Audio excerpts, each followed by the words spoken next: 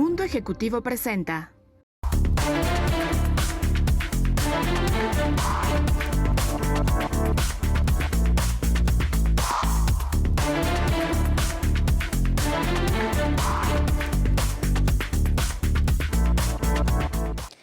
Hola, ¿qué tal? Buenas noches. Yo soy Elena Char y estamos una vez más aquí en nuestra emisión de nuestro programa La Ruta Crítica.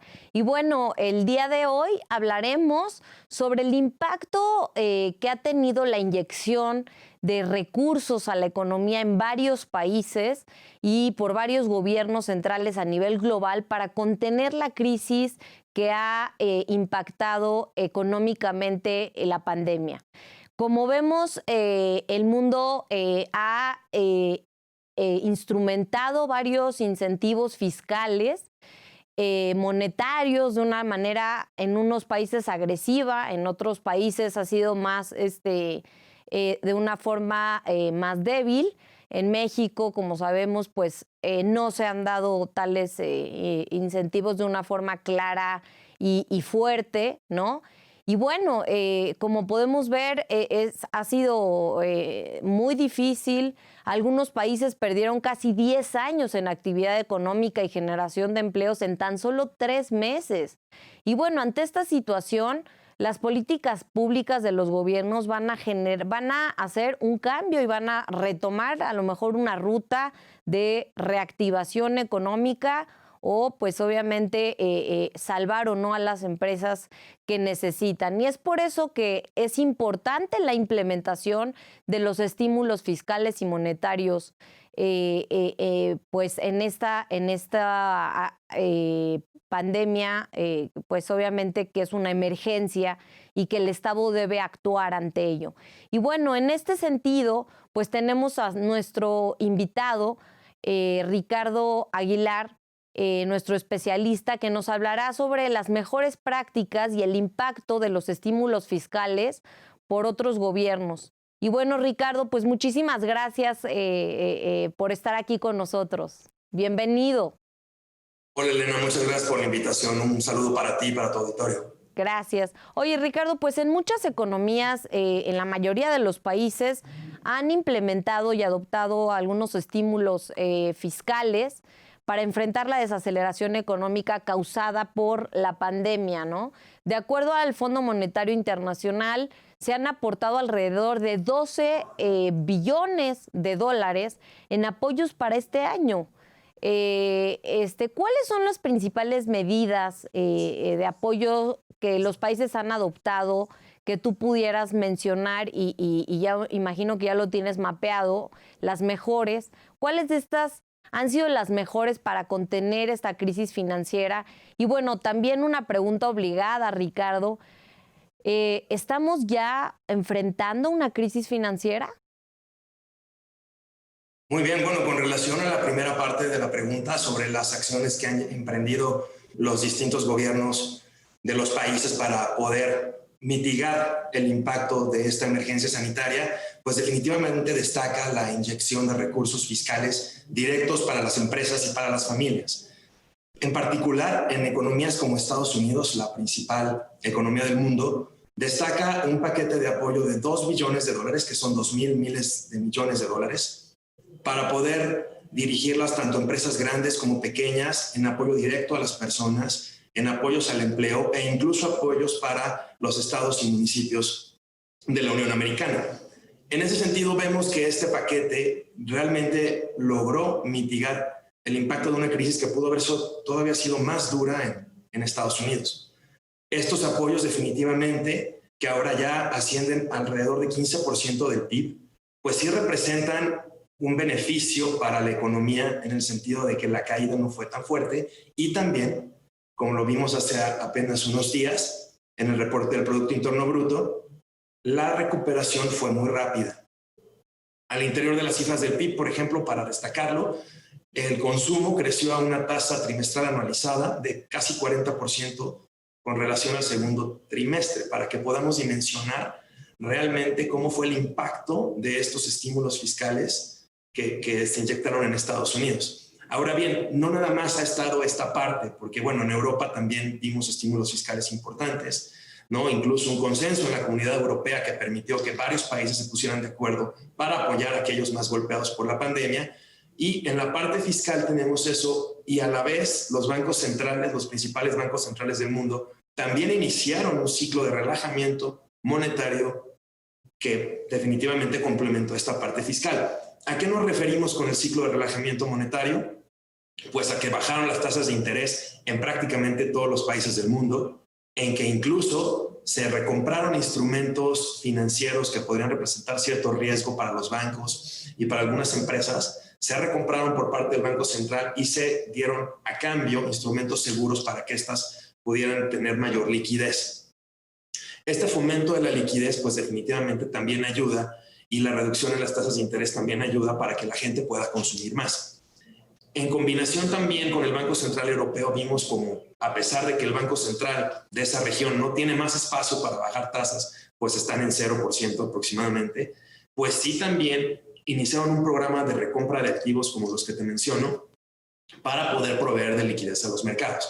En general vimos que esas son las estrategias que permitieron que las principales economías globales pues no cayeran tanto y se pudieran recuperar fuertemente durante el tercer trimestre de este año.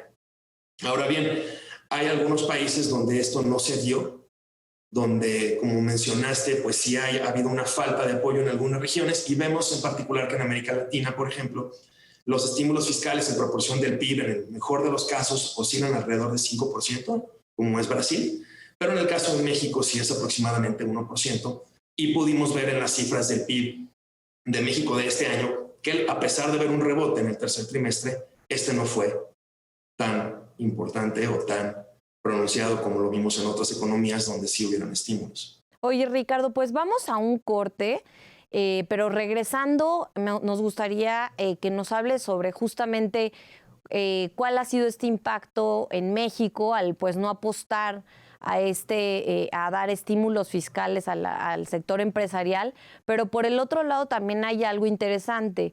Parte del dinero que se generó en apoyos en Estados Unidos se envió en remesas a México. Entonces, de alguna manera, esto fue un salvavidas para la economía mexicana, estas medidas contracíclicas que se generaron en Estados Unidos. Entonces, a nuestro regreso, a ver si podemos hablar de eso. Muchas gracias. No se vayan, síganos en nuestras redes sociales y al regresar estamos aquí con ustedes.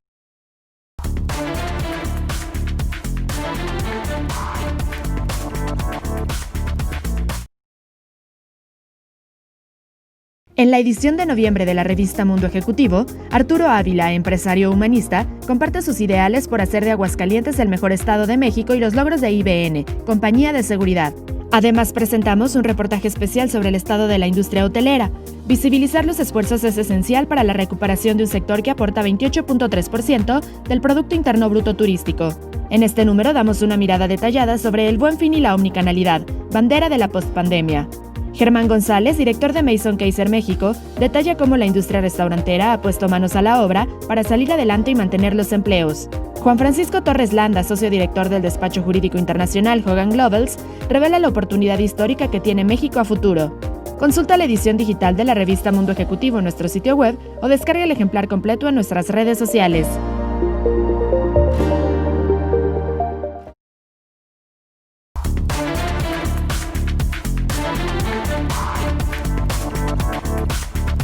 Bienvenidos ya de regreso a nuestro programa La Ruta Crítica, hablando sobre el impacto de los incentivos fiscales y monetarios para la reactivación de las economías en México, América Latina y el mundo. Bueno, estamos aquí con nuestro especialista Ricardo Aguilar. Oye, Ricardo, bueno, como lo platicamos, han habido algunos estímulos fiscales en otros gobiernos, pero justamente América Latina, que se distingue por tener una informalidad, en su mayoría el sector productivo es informal, pues hace más difícil llegar mecanismos de ayuda e implementación por los gobiernos para el derrame de estos recursos, ¿no? ¿Qué medidas adicionales se deben de adaptar por parte de los gobiernos de la región para hacer frente a esta crisis económica? Claro, es una excelente pregunta. De hecho, se han preguntado varios participantes en el mercado por qué en el caso de algunos países de América Latina no se están observando los estímulos fiscales tan agresivos que se ven en Europa o en Estados Unidos, para ser concretos. Y aquí, pues mucho tiene que ver, no nada más el factor del endeudamiento en sí, sino de todo lo que esto implica. ¿Qué implica endeudarse más? Pues que si no, los países no cuentan con una capacidad de pago adecuada hacia el futuro, el endeudamiento presente se puede convertir en un problema muy fuerte en el futuro. Y eso es algo que queda muy claro incluso con las empresas. También, a diferencia de países que, como comentamos en el bloque pasado, se encuentran con tasas de interés de referencia en 0% en prácticamente muchos casos, en el caso de México tenemos 4.25%. Entonces, imagínate que estás hablando de un costo de financiamiento sustancialmente mayor que el que enfrentan los países avanzados. Incluso Brasil, que digamos que de los países emergentes fuertes es el de los que más tasas más bajas tiene, es de 2%. También es mucho más que evidentemente una tasa de financiamiento a cero. Entonces, por un lado, los países aquí no han podido, en esta región de América Latina, endeudarse tanto por el tema también del costo, que es elevado. Por un lado. Por el otro, esta capacidad de pago hacia el futuro.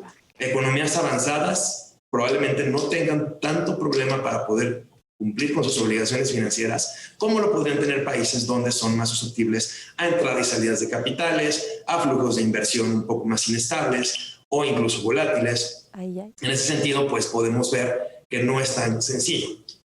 Eso es por un lado. Eso no significa que no se pueda hacer algo y que no se pueda hacer algo importante.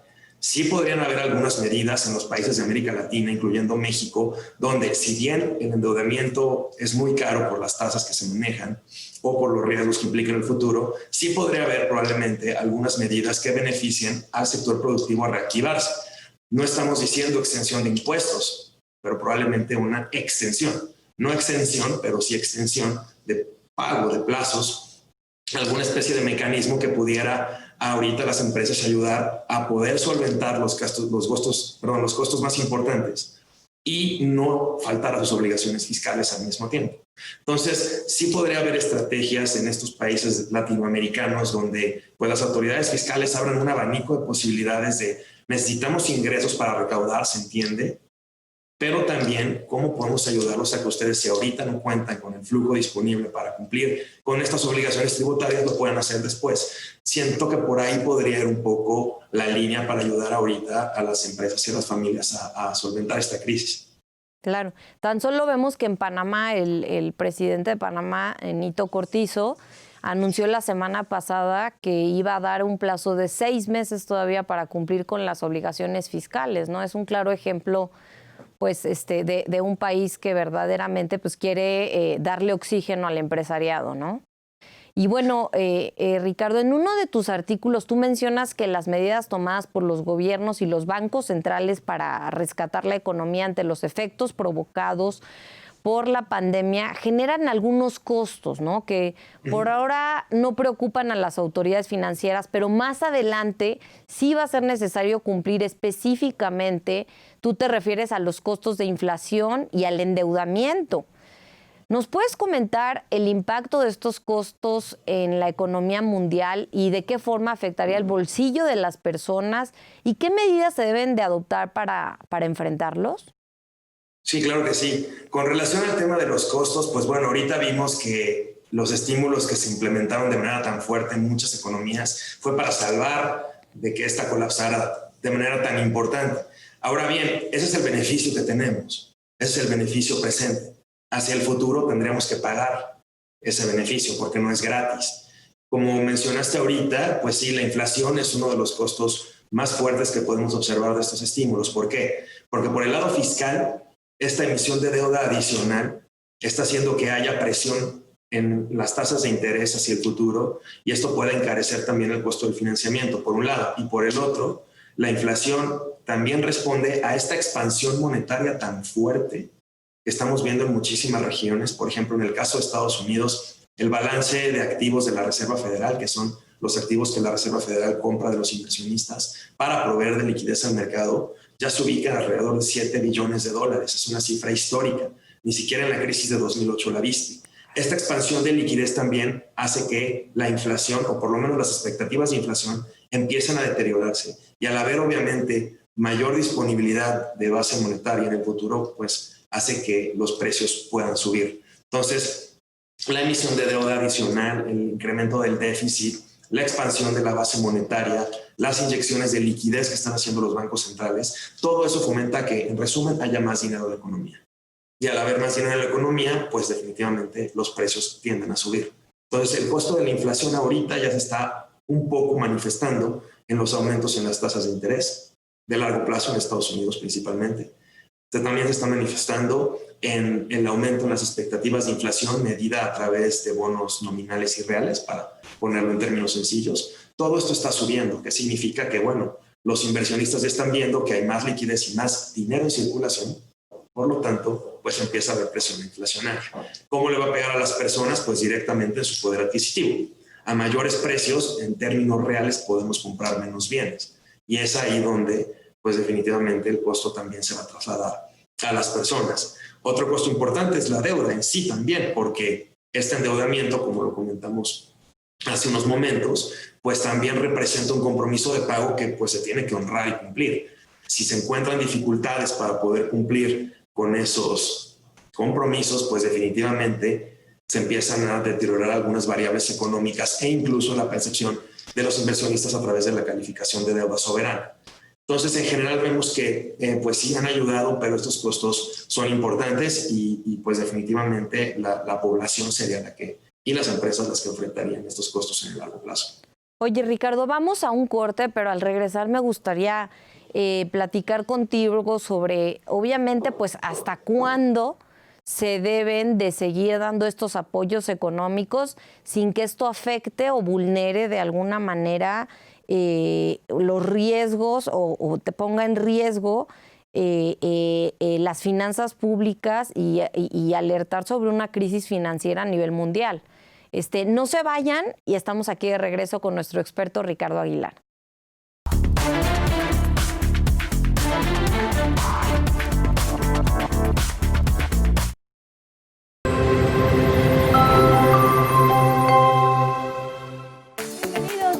Mi Show, tu nueva experiencia del entretenimiento. Disfrutarás con todos los sentidos las diversas opciones del espectáculo. Te ofrecemos un amplio catálogo en estrenos y on demand de lo más importante del teatro, cabaret, stand-up y comedia, que te harán vibrar a través de un amplio contenido digital. Ahora podrás gozar y vivir tu nueva aplicación desde la más cómoda butaca en el corazón de tu hogar. Podrás vibrar con todos tus sentidos a través de la mejor imagen en alta calidad junto a 10 millones de usuarios en 88 países. Mi Show es a partir de hoy tu nuevo lenguaje digital de tu entretenimiento.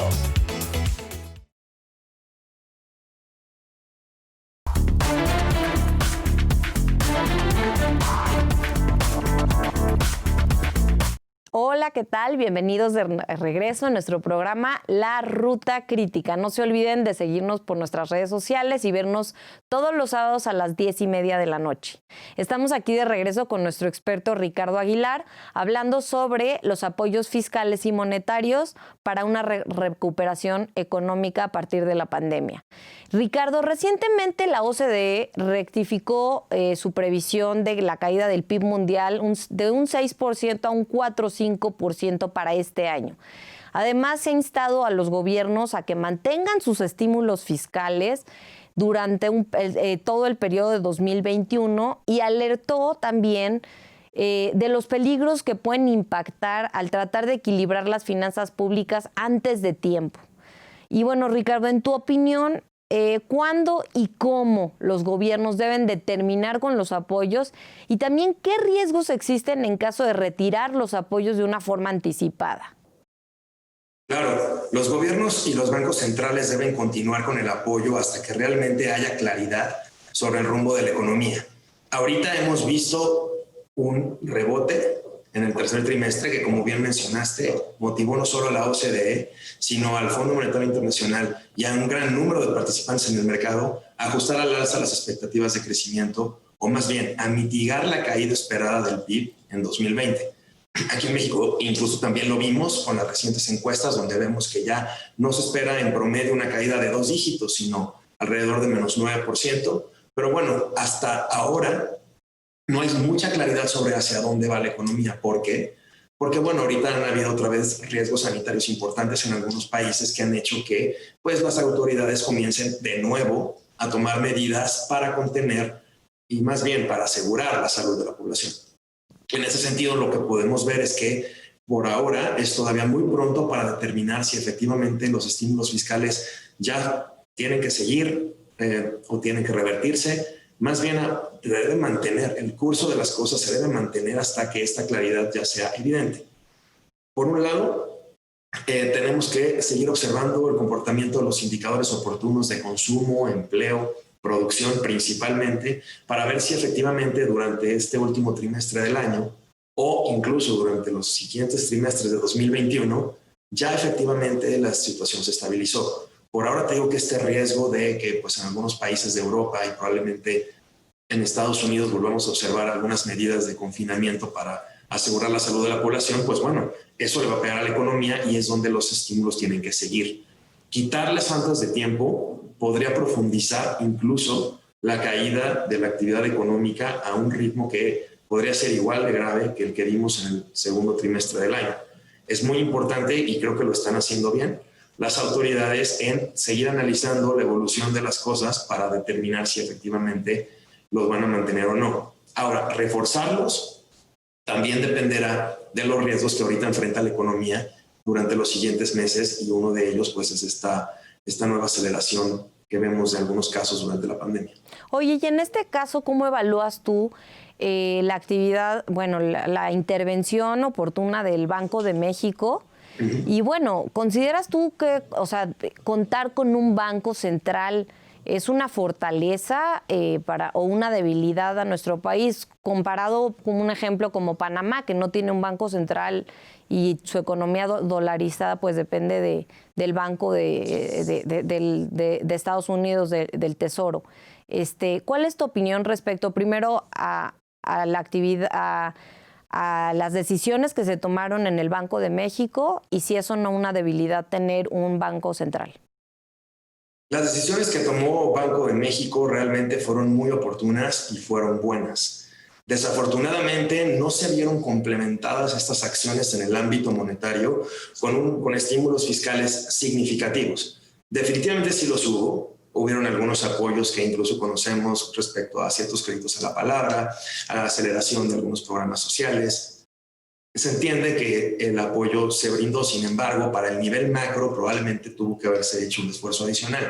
Y es ahí donde Banxico no pudo encontrar un complemento sólido para poder mitigar el impacto de la crisis. El estímulo monetario por sí solo no es algo que pueda detener una caída como la que vimos. Entonces, definitivamente Banxico hizo una buena intervención. También aplicó reducciones a la tasa de interés de referencia desde 8.25 a 4.25% en la última decisión. Y sobre todo, sí es muy importante contar con un banco central autónomo como con el que contamos ahorita para defender el poder adquisitivo de la moneda y resguardar. Las acciones que ha llevado a cabo Banco de México, no solo durante la pandemia, sino en general, han permitido que la inflación y el tipo de cambio también se mantengan relativamente estables a pesar de los eventos exógenos que estamos viendo. Sí es importante que tengamos esta autoridad monetaria y en particular con el tema de la pandemia, pues sí se dictaron una serie de medidas adicionales a la baja de la tasa de interés que buscaron promover el crédito en los mercados, fomentar el buen funcionamiento de los mismos y también, sobre todo, pues definitivamente resguardar el valor del peso. Ahora bien, si en algunos casos se vio que probablemente no se otorgaron suficientes créditos en la banca y otras cuestiones, pues eso ya más bien es un análisis de riesgos de cada institución y también, evidentemente, si la demanda de crédito de las personas que buscan financiarse es menor por el tema de los riesgos de incertidumbre y la crisis, pues también, a pesar de las medidas de Banxico, probablemente no veamos un impulso fuerte en el mercado de crédito. Por supuesto. Oye, Ricardo, la verdad es que impecable tu intervención. Nos va a gustar volverte, si tú estás de acuerdo, que nos acompañes de nuevo, porque obviamente esto va para largo y tenemos que reformular esta política pública para ver qué implicaciones tiene, cuál fue el impacto en las empresas, medir qué impacto tiene y, por supuesto, reformular la política pública y las recomendaciones como las tuyas de los expertos en ese sentido. Y bueno, quisiera cerrar el programa agradeciéndote, y como dije, te queremos volver a invitar, y invitando también a la audiencia a nuestra cumbre de las 1000 empresas, que va a ser el próximo 2 de diciembre, en donde tenemos a países invitados como Gran Bretaña, Corea, Italia, Panamá. Va a ser muy interesante ver estos puntos de vista. Yo los invito a inscribirse a www.cumbre1000.com. Va a ser muy interesante y también los invito a nuestro próximo programa de La Ruta Crítica. No se lo pierdan. Muchas gracias.